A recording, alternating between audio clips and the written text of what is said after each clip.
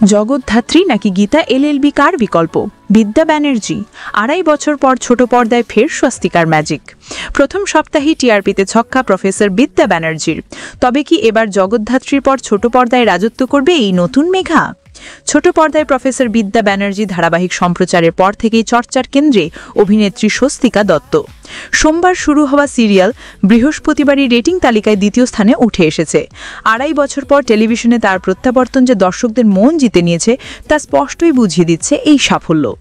এদিকে শোনা যাচ্ছে স্নেহাশিস চক্রবর্তীর জনপ্রিয় ধারাবাহিক জগদ্ধাত্রী নাকি বন্ধ হবার পথে, ফলে প্রশ্ন উঠছে নতুন সিরিয়ালটি কি আগেরটির বিকল্প হতে যাচ্ছে? তবে এই বিষয়ে স্বস্তিকা এখনই মুখ খুলতে নারাজ। তার মতে আগে দর্শকদের মনে জায়গা করে নেওয়াই প্রধান লক্ষ্য, তারপরই হবে উদযাপনের কথা।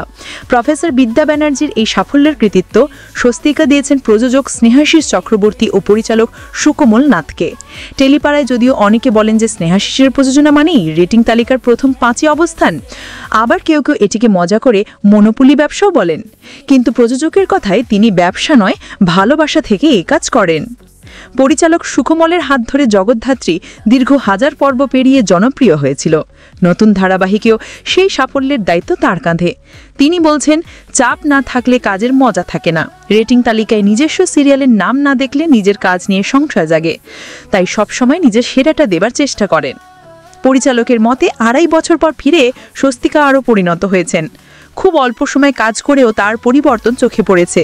তাই নতুন চরিত্র বিদ্যা ব্যানার্জি দর্শকের মনে জায়গা করে নেবে এমন আশা রাখছেন তিনি।